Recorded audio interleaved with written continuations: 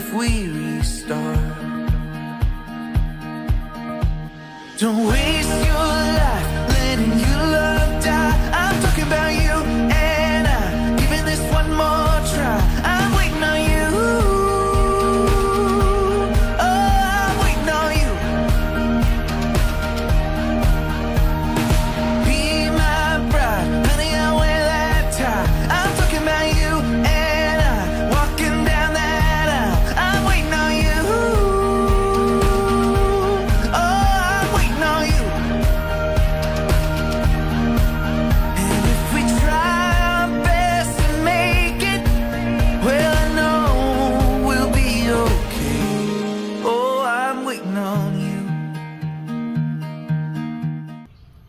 Bismillahi wa bihamdi. Assalamualaikum warahmatullahi wabarakatuh. Yang terhormat Bapak Ibu dosen penilai uji kinerja, perkenalkan nama saya Eka Oktaviani. Nomor induk mahasiswa 25381101737. Saya guru mata pelajaran fikih di MTS Hidayatus Salam Al Munawaroh, sekaligus mahasiswa PPG dalam jabatan batch 1 pada IAIN Madura pada tahun 2025. Pada video ini saya akan membawakan sebuah materi yang berjudul Sholat Jamak dan Qashar. Materi ini merupakan materi kelas 7 semester genap tahun ajaran 2024-2025. Dan pada pembelajaran ini saya menggunakan model pembelajaran problem based learning. Kira-kira seperti apa ya videonya? Mari kita simak bersama-sama. Wassalamualaikum warahmatullahi wabarakatuh. Assalamualaikum warahmatullahi wabarakatuh. Waalaikumsalam warahmatullahi wabarakatuh.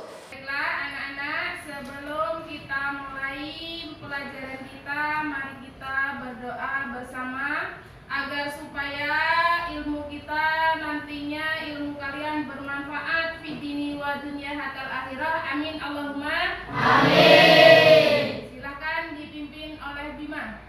Berdoa mulai. Bismillahirrahmanirrahim. Rabbi zidni ilma warzuqni fahman. Amin ya rabbal alamin. Alhamdulillah. Untuk selanjutnya kita menyanyikan lagu Satu Nusa Satu Bangsa untuk membuktikan baktinya kita kepada negara kita, negara Indonesia. Silakan kalian berdiri.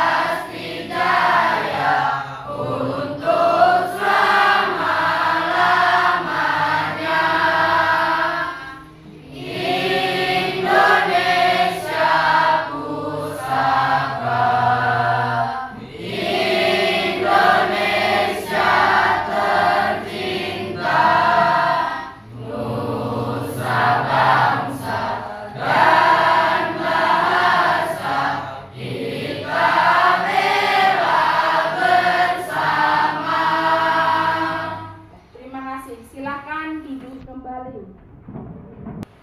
Kaifa halukuna hadal yaum Biwairin, Kaifa halukuna hadal yaum biwairin, nanu biwairin, nanu bihabasatin, nanu bariman bikabasumin. Alhamdulillah wa syukurillah wa nikmatillah wala haula wala quwata illa billah, amal ba'du. Baiklah, kalau anak-anakku baik semua, keadaannya sehat semua. Untuk selanjutnya Ibu akan absen terlebih dahulu. Ada yang tidak masuk? Nihil. Alhamdulillah nihil semua, sehat semua ya.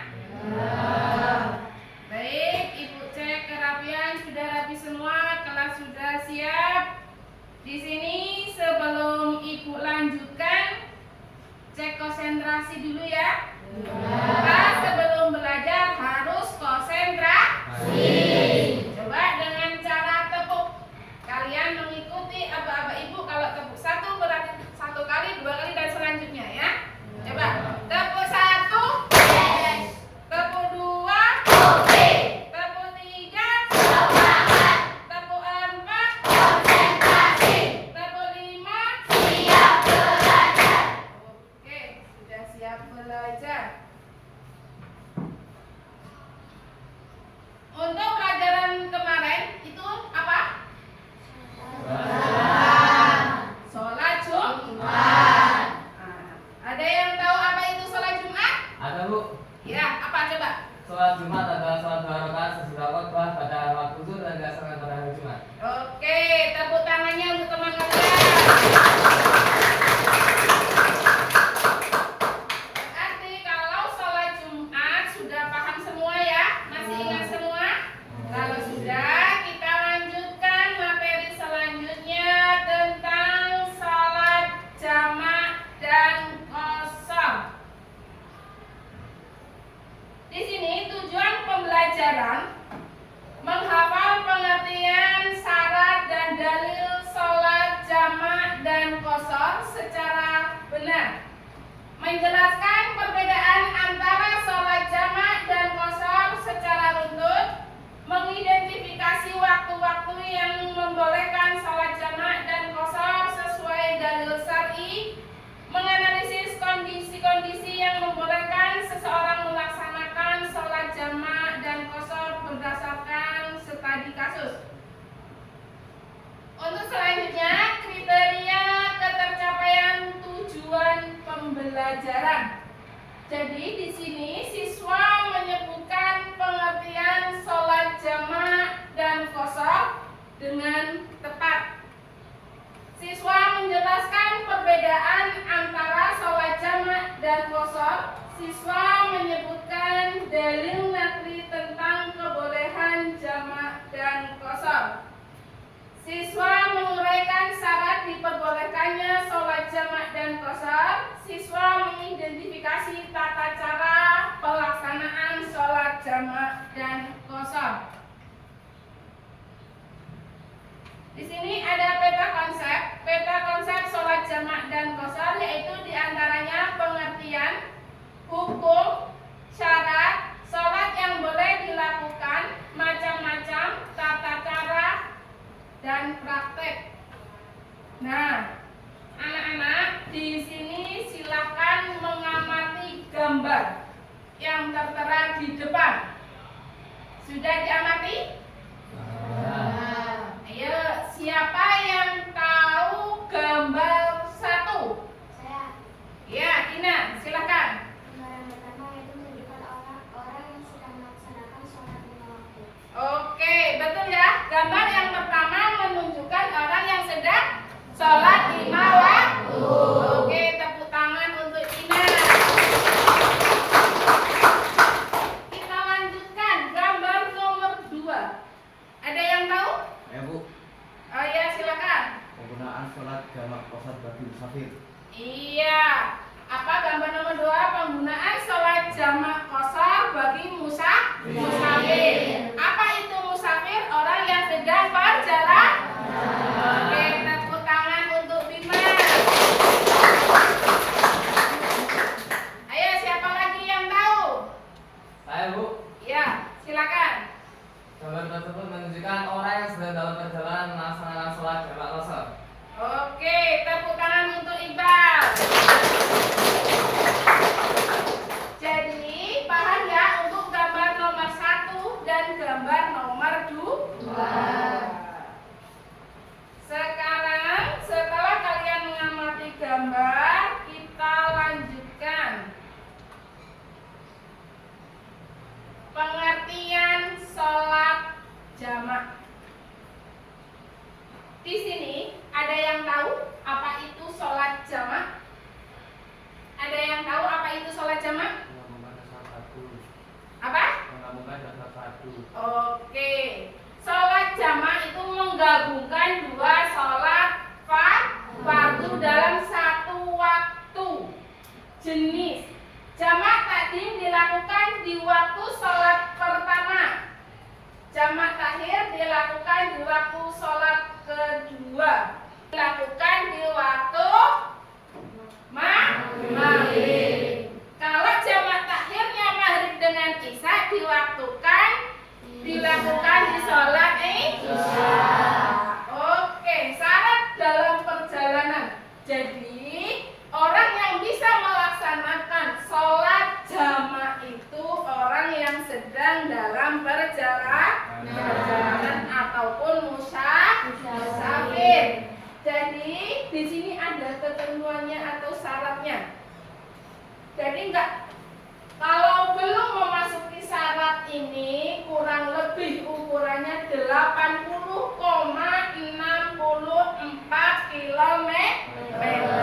Walaupun sama-sama di perjalanan ya, tapi belum mencukupi di ukuran tersebut, itu belum boleh melaksanakan sholat jamak. Seumpamanya kalian bepergian dari sini mungkin cuma 1 jam, 2 jam, berarti belum boleh melaksanakan sholat jamak. Yang selanjutnya di sini syarat dalam perjalanan ukurannya 80,64 km di waktu sholat pertama. Jamak takhir dilakukan di waktu sholat kedua. Jadi jamak takdim dilakukan pada waktu sholat pertama. Contohnya sholat zuhur dengan sholat asar itu. Contohnya kalian sedang di perjalanan melakukan sholat jamak, terus di situ ada orang yang bermukim di situ terdekat di masjid, itu sholat berjamaah di masjid.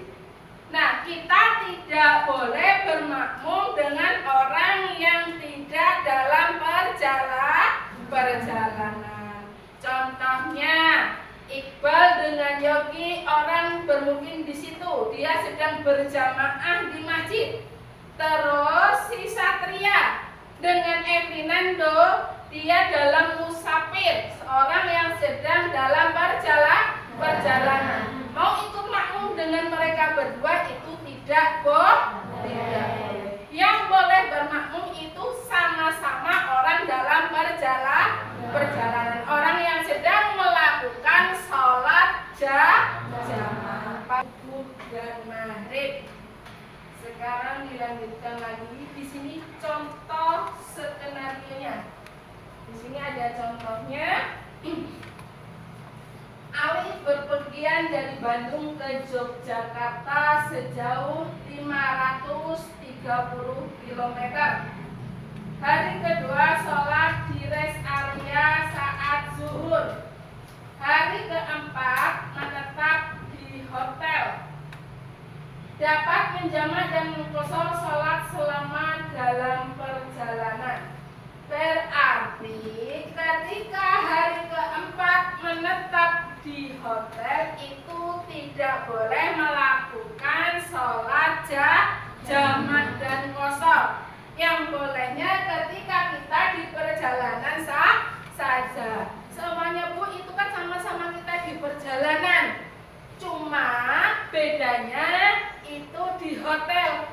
Walaupun kita nggak di rumah, walaupun kita tetap di perjalanan, tapi itu di hotel kita bisa istirahat. Berarti kita tetap tidak boleh melaksanakan sholat jamak dan qashar. Nanti Bu capek, Bu mau tidur dulu, saya ringkas aja nanti sholatnya. Itu tidak boleh.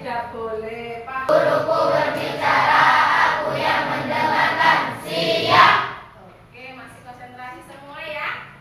Ya, di sini silakan nanti kalian melihat tayangan video di depan. Karena setelah itu nanti Ibu bagikan lembar kerjanya. Jadi silakan amati dengan betul-betul ya.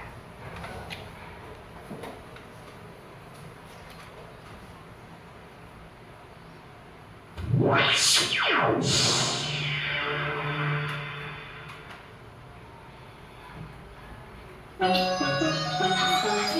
dong, angkat. Ayo. Dorong terus.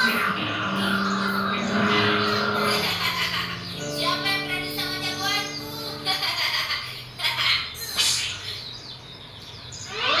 Oh, lihat kan? Hebat. Dodo, kita sudahan dulu yuk. Kita kan belum sholat asar. Syamil, lagi tanggung nih. Sholat kan bisa nanti.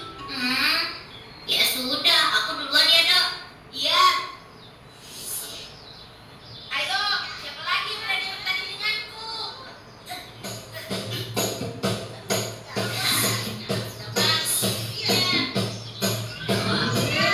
Oh, kayaknya bakal seru nih.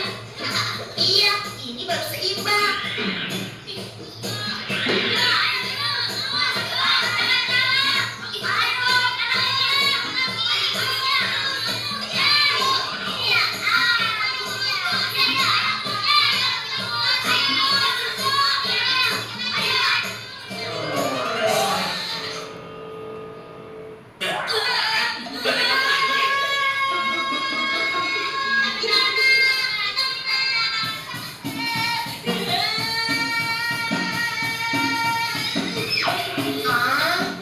Ada apa, Dok? Kamu kok kelihatannya ketakutan sekali? Aku dikejar-kejar orang gila, Syamil. Ada-ada saja kamu, Dok. Oh iya, kamu mau ke musola ya? Benar, Do. Kami ini mau mengerjakan sholat maghrib. Kita bareng ya, kebetulan sekali. Dodo juga belum mengerjakan sholat asar. Sekarang kan mau masuk waktu sholat maghrib. Memangnya kenapa? Tidak boleh ya? Begini, Do. Sholat wajib yaitu subuh, zuhur, asar, maghrib, isya. Masing-masing ada waktunya. Tapi tadi Dodo sibuk, Paman. Kalau begitu Dodo gabung saja deh dengan sholat maghrib. Dodo main layangan dibilangnya sibuk. Menggabungkan dua sholat wajib dalam satu waktu ada ketentuannya, Do.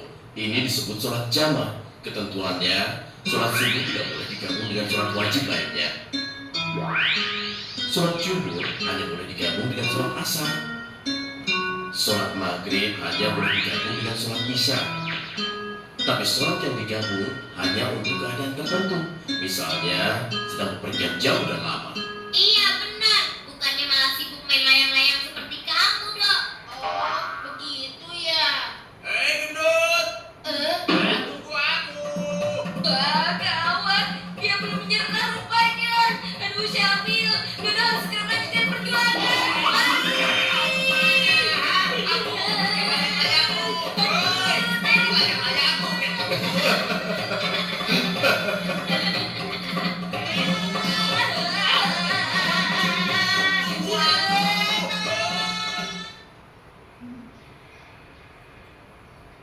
Sudah ya? Sudah melihat tayangannya dengan baik? Nah, berarti kalau sudah, sekarang Ibu bagikan lembar kerja.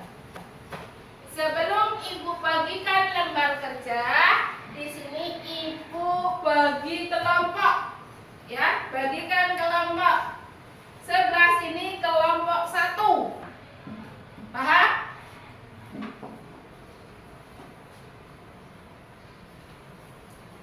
Silakan bergabung per kelompoknya. Akan keterangannya di sini yang pertama, gunakan waktu kurang lebih 10 menit untuk mencari tahu berapa kilometer jarak minimum yang diperbolehkan kita melakukan sholat qashar. Di situ bisa kalian lihat dari buku paket dan sumber yang lainnya. Paham ya? Di sini. Yang kedua, tulis hasil pencarianmu di bawah ini. Tuh dilihat di lembar kerjanya.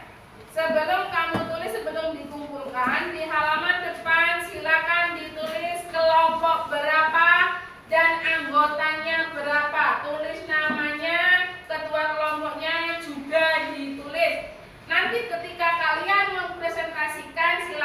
dibacakan.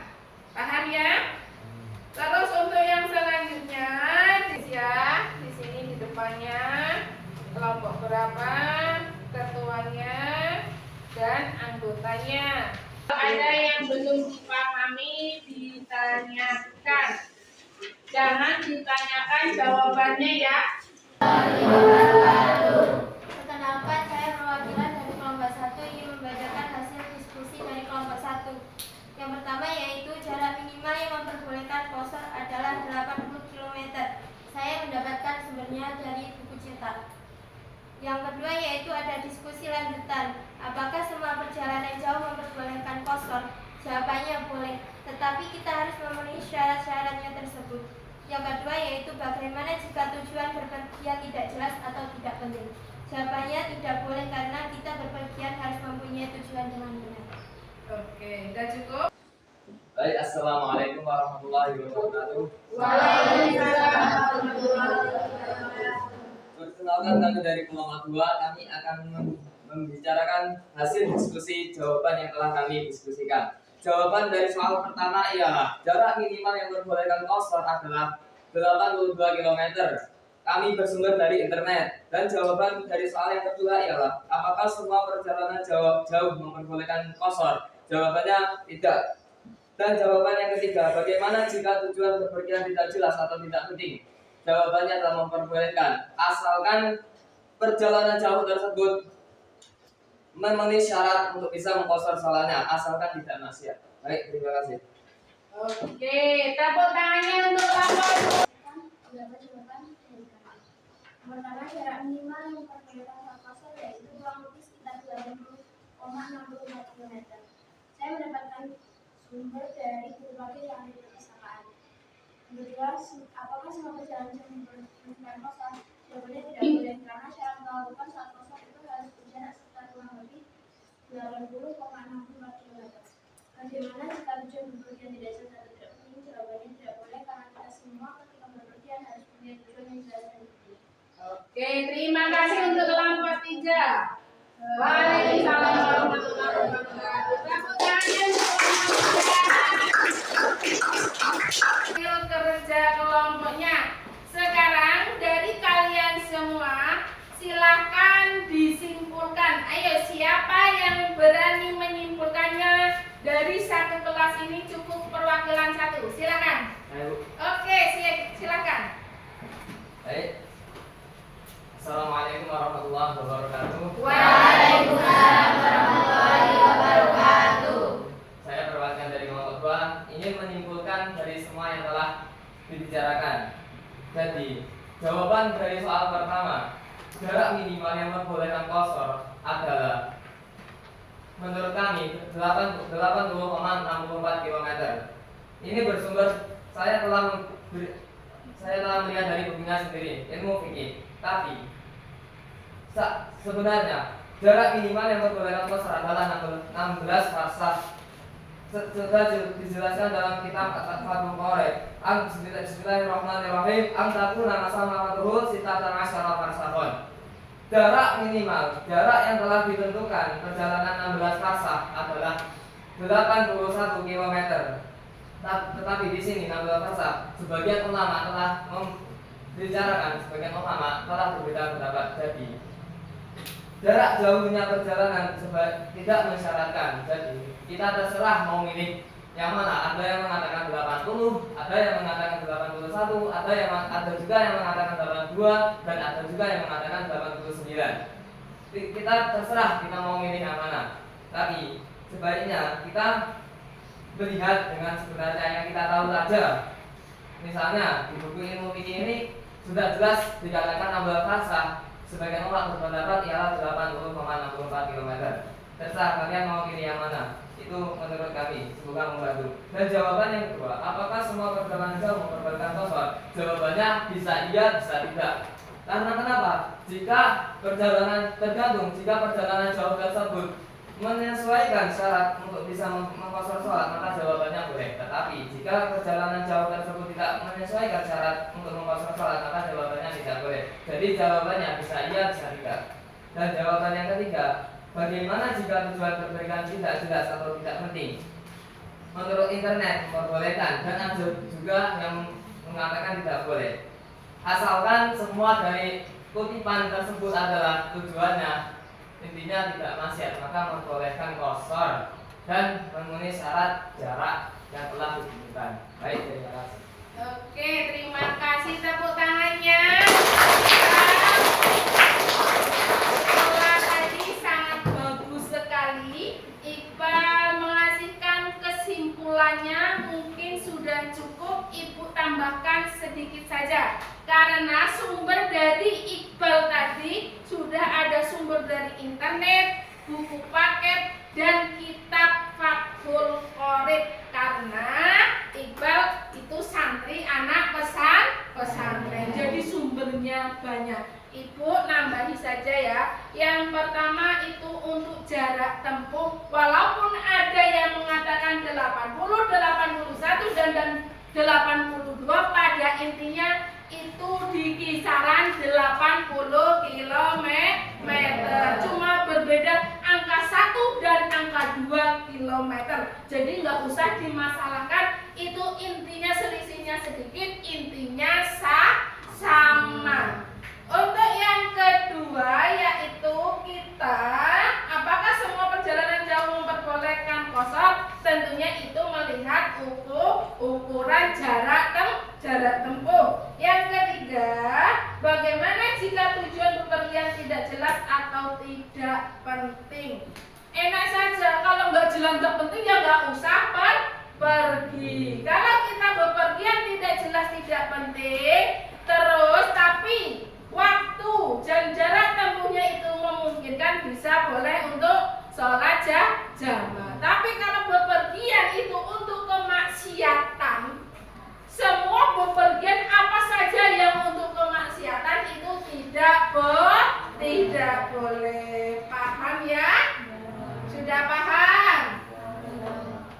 Oke, kalau sudah paham, setelah kalian sama-sama dikerjakan lembar kerja dan sama-sama mengamati dari tayangan video manapun dan materi, mungkin cukup sampai di sini dulu. Untuk minggu depan kita mendemonstrasikan sholat jamak dan qashar. Jadi kalian belajar di rumah. Paham ya? Ya. Untuk selanjutnya, setelah paham semua, sebelum Ibu tutup, silakan dikumpulkan lembar kerjanya. Kumpulkan depan.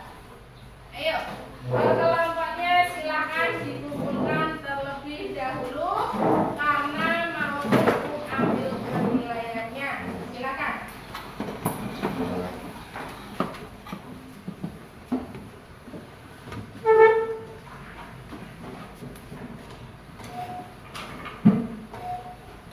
Cukup kumpul semua ya.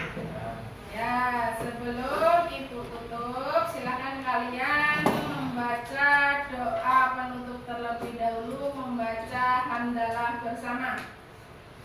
Alhamdulillahirrabbilalamin. Alhamdulillah, pelajaran kita sudah selesai. Mudah-mudahan apa yang Ibu sampaikan tadi bisa bermanfaat bagi kehidupan sehari-hari kalian. Amin Allahumma amin. Kalian tetap semangat belajar, karena demi kesuksesan